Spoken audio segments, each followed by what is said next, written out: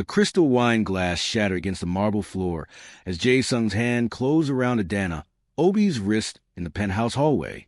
His best friend's daughter, forbidden, innocent, completely off-limits, stared up at him with those dark eyes that haunted him for 3 years.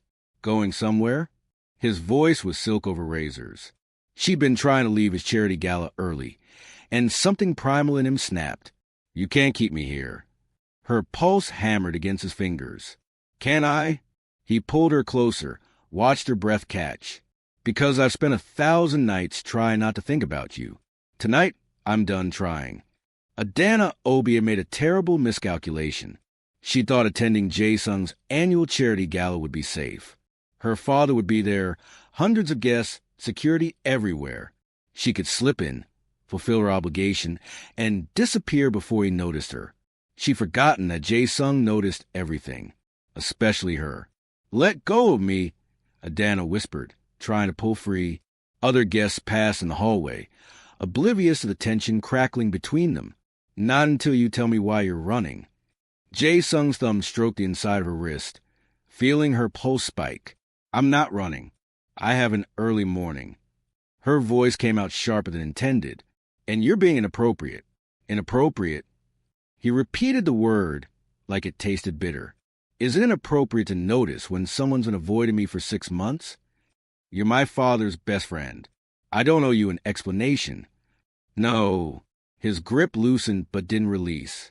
But you owe yourself honesty about why you can barely look at me anymore. Adanna's stomach twisted. She'd been so careful, so deliberate about maintaining distance, avoiding eye contact, keeping conversations brief and professional. I don't know what you're talking about. Liar. The word was soft, dangerous.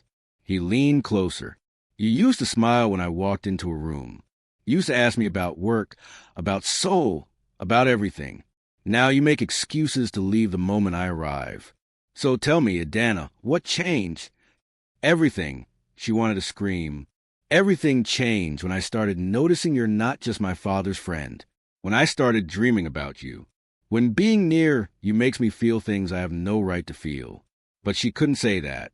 Wouldn't give him that power. Nothing changed. You're reading into things that aren't there. She yanked her arm free. And this conversation is over. She turned to leave. His voice stopped her. I think about you constantly. Adanna froze, her heart hammering so hard she thought it might crack her ribs. Every family dinner, I watch you. Every business call with your father, I wonder if you'll be in the background. Every night, his voice dropped. Every night, I lie awake hating myself for wanting my best friend's daughter. Stop. The word came out strangled. You can't say things like that.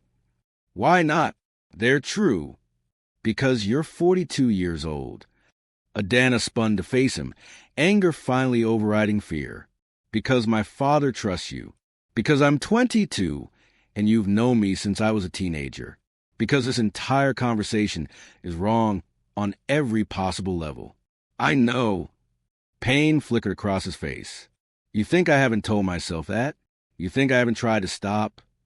He moved closer. I did try. For 3 years. I dated other women. Threw myself into work. Avoided family gatherings. Nothing worked. You're under my skin, Adanna. And I'm done pretending otherwise. Well, I'm not interested. The lie tasted like ash. So, whatever sick fantasy you've built up in your head, kill it now. I see you as my father's friend. Nothing more. His eyes darkened. Then why are your hands shaking? Why is your pulse racing? Why haven't you screamed for security or your father? Because I'm trying to handle this quietly so you don't embarrass yourself. I'm past embarrassment.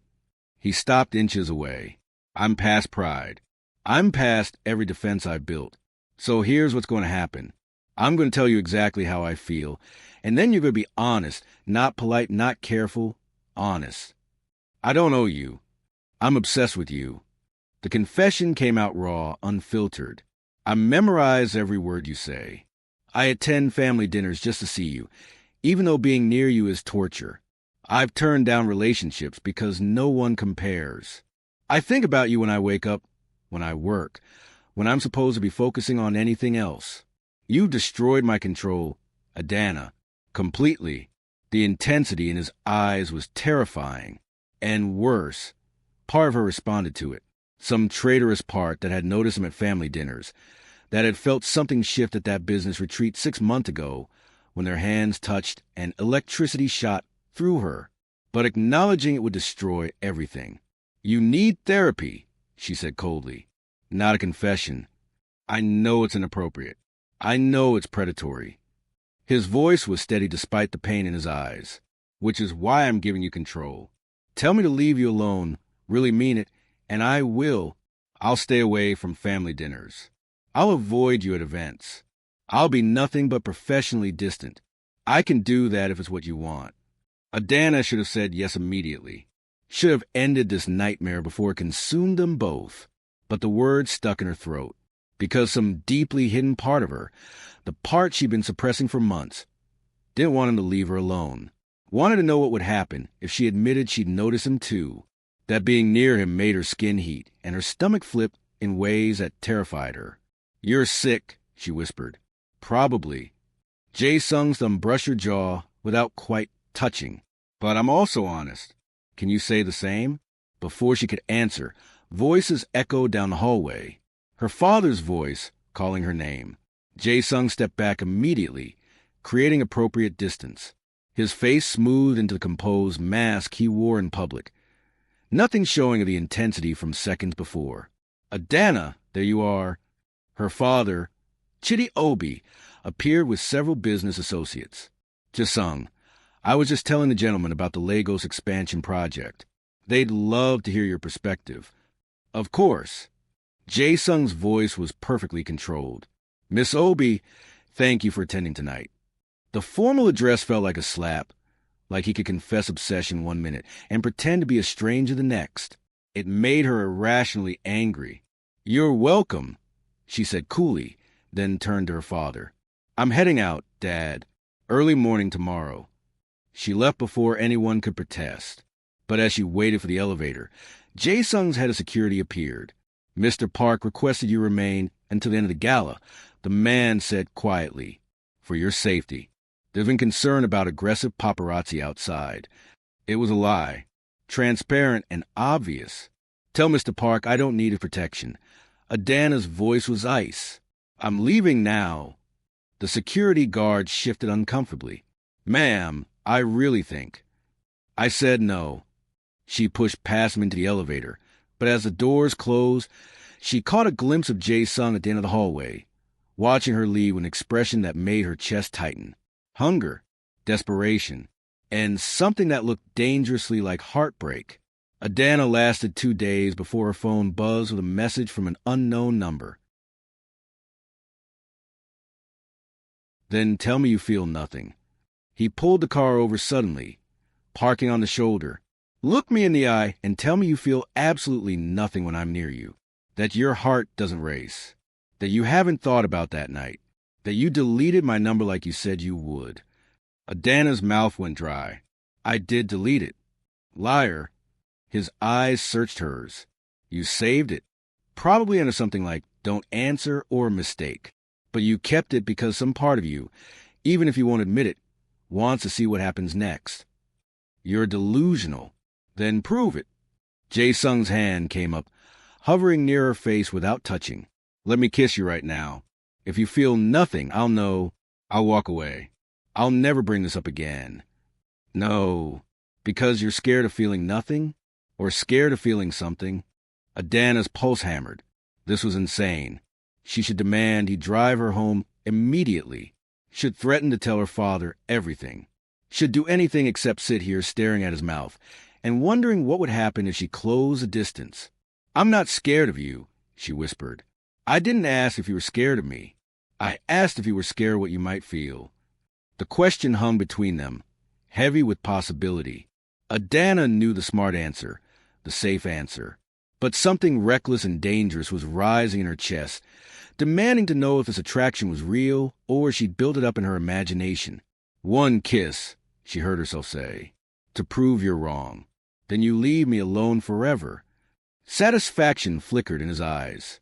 One kiss to prove I'm right. He moved slowly, giving her time to pull away. His hand cupped her jaw, thumb brushing her cheekbone. The touch sent electricity down her spine. "Last chance," he murmured. "Tell me to stop." Adanna should have ended this before it became something she couldn't control. Instead, she closed her eyes. Jae-sung kissed her like a man starving. Not rough, but desperate, like she was air and he'd been drowning. His other hand slid into her hair, angling her head for better access. Adanna's gasp let him deepen the kiss, and suddenly she was lost. This wasn't the casual kisses she'd shared with college boyfriends. This was consuming, all-encompassing, a kiss that demanded everything and gave it back tenfold. When they finally broke apart, both breathing hard, Jae-sung pressed his forehead to hers. "Tell me you felt nothing," he whispered. "Tell me I'm wrong." Adanna couldn't, because every cell in her body was on fire, because she just kissed her father's best friend, and it had been the most intense moment of her life, because she wanted him to do it again.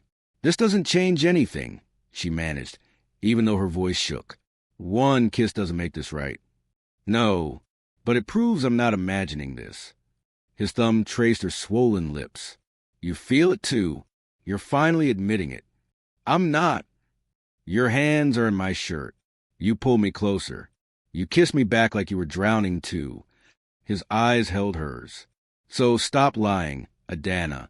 Stop pretending this doesn't exist." She looked down. Her hands were fisted in his shirt, holding him close. When had that happened? "I hate you," she whispered. "No, you don't. You hate that you want me. There's a difference." He was right. God help her. He was right. "Take me home," Adanna said, releasing his shirt. "And don't contact me again. That's not how this works anymore." "Excuse me?" "You kiss me back." Jae-sung started the car. "You prove this is mutual, which means I'm done giving you space to run. I'm done pretending. And I'm done waiting for you to be brave enough to admit what you feel. You can't just decide." "I'm not deciding anything. You already decided when you kissed me." He pulled back onto the road. "Now we deal with the consequences together. My father will never forgive either of us." "I know. This will destroy your friendship. I know that too." His jaw clenched.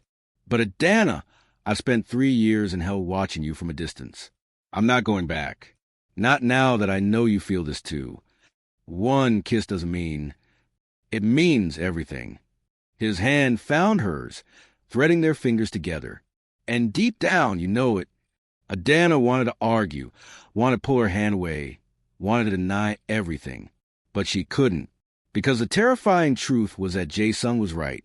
She felt something in that kiss. Something that scared her. Something that made her understand why he'd been willing to risk everything. Because she was starting to realize she might be willing to risk everything too. And that was the most dangerous feeling of all. Jae-sung didn't take her straight home. He drove to a private parking garage and killed the engine. "What are you doing?" Adanna demanded. "Giving you a choice." He turned to face her. "I can drive you to your apartment right now. Drop you off. We both go back to pretending tonight never happened. Your father never finds out. Our lives stay exactly as they are." "Good. Do that." "Or," he continued as if she hadn't spoken, "you can come upstairs with me. Not for anything physical. Just to talk. Really talk about what this is, what could be, what we're both too scared to acknowledge." "I'm not scared." "Then come upstairs." "Prove it." Adanna should have demanded he take her home immediately. Should have ended this before it spiraled further out of control. But curiosity was a vicious thing, and she needed to understand what had just happened in that car. Needed to know if one kiss had shattered her carefully constructed walls, or if this was just adrenaline and forbidden attraction. 1 hour, she said. "Just to talk. Then you take me home." 1 hour. Jae-sung's smile was dangerous. "That's all I'm asking." 6 months later, the silence from Chitty was deafening. He blocked Adanna's calls, returned letters unopened. The devastation was complete. But Adanna and Jae-sung had built something real in that time, moved in together, merged their lives in ways that proved this wasn't just attraction. They fought and made up, navigated the complications of their age gap, dealt with judgment from people who didn't understand. And through it all, they chose each other. Every single day. I miss him, Adanna admitted one night, curled against Jae-sung on their couch. I know. His arm tightened around her. I miss him too. Every day. Do you regret it? Us. Never. Jae-sung tilted her face up. Losing Chitty is the hardest thing I've ever endured. But losing you would have been worse. So no, Adanna, I don't regret us. I never will. She kissed him softly and knew with absolute certainty that she felt the same. The breakthrough finally came from Chitty's sister, Adanna's Aunt Ngozi. She'd maintained relationships with both sides, refusing to choose. One afternoon, she invited them all to her house. I'm not asking for instant forgiveness, Ngozi told Chitty firmly. I'm asking you to listen, really listen, and then decide if your pride is worth losing your daughter forever. Chitty sat stiffly across from them, but he stayed. I was wrong, Jae-sung started. Wrong not to come to you immediately when I realized my feelings. Wrong to let it go on as long as I did before being honest. Chitty, you're my brother. You trusted me, and I violated that trust. I'm sorry, more than you'll ever know. Sorry doesn't fix this. I meant what I said, every word, but I also meant the other part. Tell me to leave you alone, and I will. You have until midnight to decide. After that, I stopped giving you the choice to walk away. Her hands shook as she read it. The audacity, the arrogance, the absolute certainty that she'd been affected by a confession. The worst part? He was right. She should block the number. Should tell her father. Should end this before it became something she couldn't control.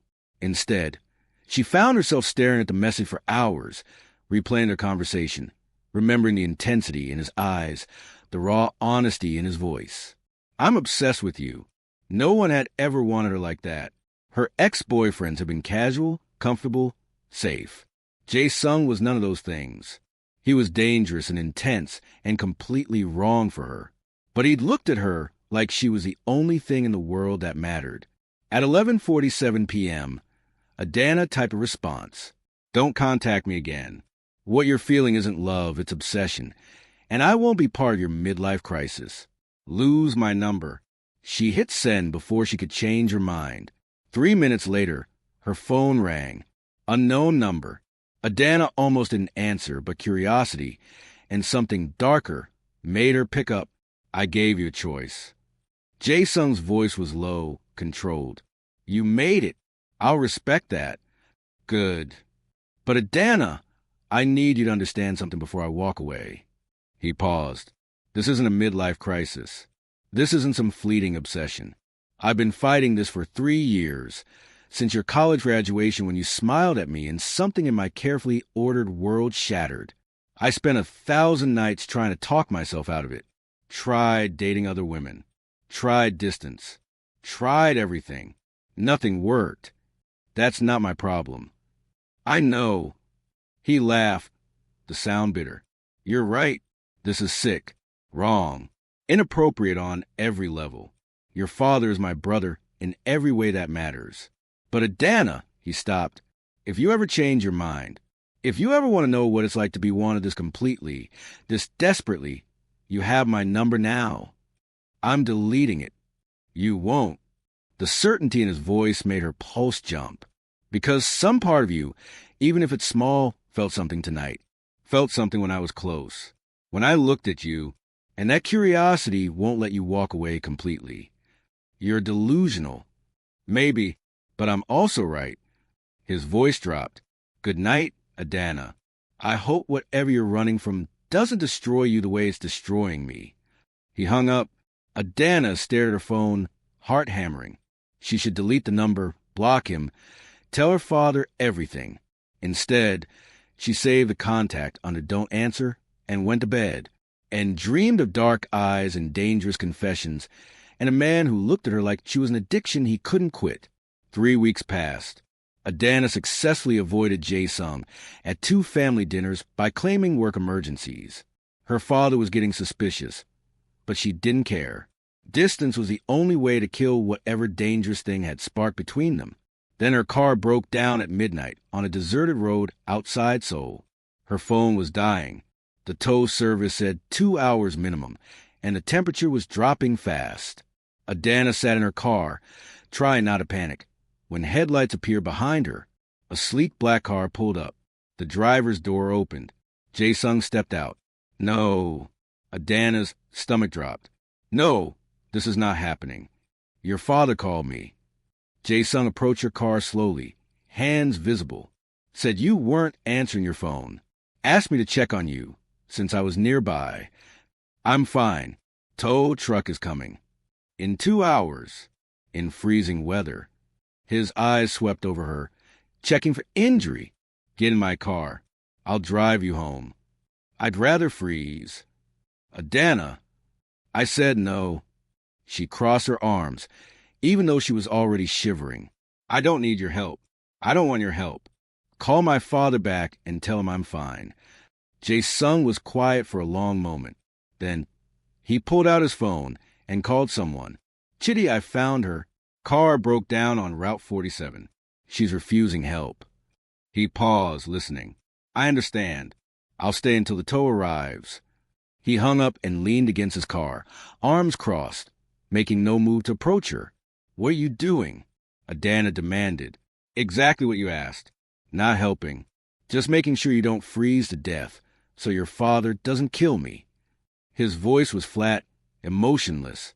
I can do that from here. You're being ridiculous. I'm respecting your boundaries. His eyes met hers through the windshield. Isn't that what you wanted? Adanna wanted to argue, wanted to tell him to leave, but the temperature was dropping and her car's heater had died with the engine. She was already losing feeling in her fingers.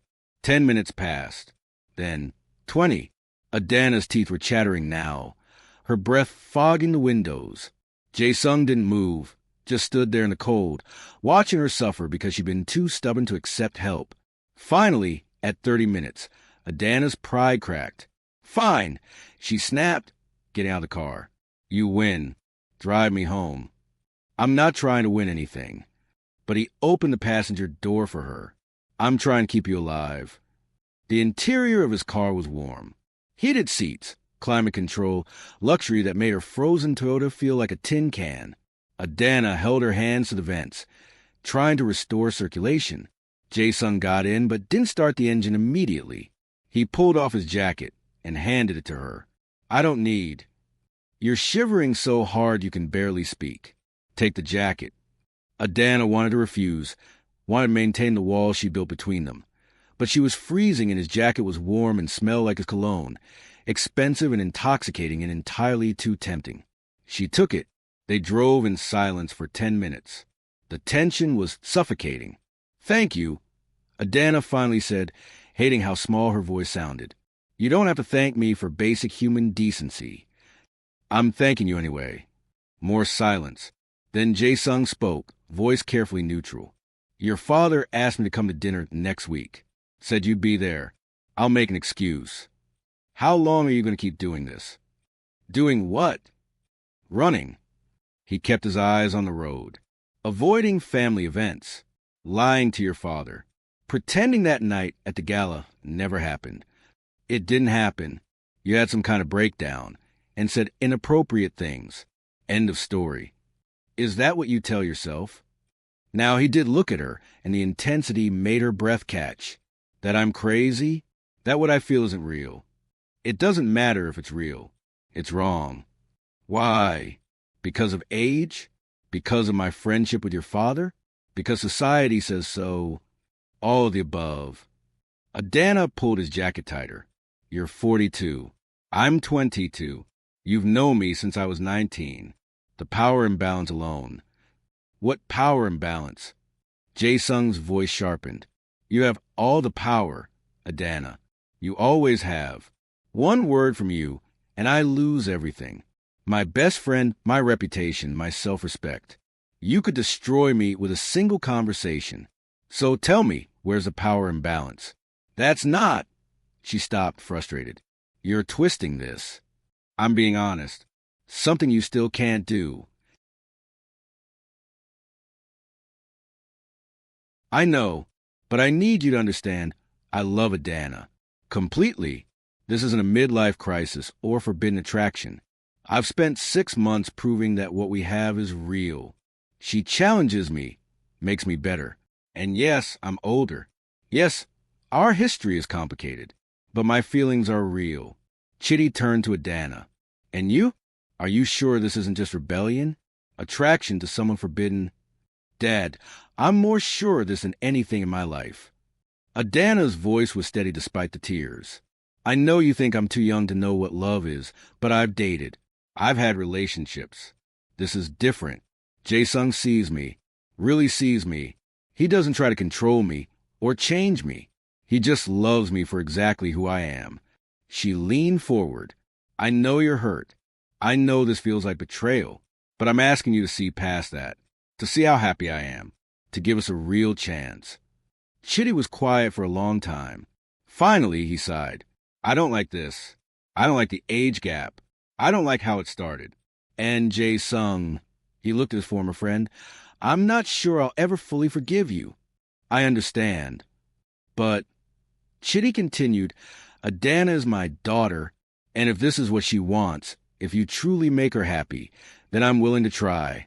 To rebuild. It won't be easy. But I'd rather be part of your life than lose you completely. Tears streamed down Adanna's face. Thank you, Dad. Thank you for trying. Don't thank me yet. But Chitty extended his hand to Jae-sung. Just don't make me regret this. Jae-sung took it. I won't. I swear, Chitty, I'll spend every day proving I'm worthy of her. It wasn't instant forgiveness. The road to rebuilding trust would be long and painful, but it was a start. And for Adanna and Jae-sung, two people who'd burned down everything comfortable for a chance at something real, a start was all they needed, because they'd already proven the most important thing. That love, real, dangerous, all-consuming love, was worth any risk, worth any sacrifice, worth everything.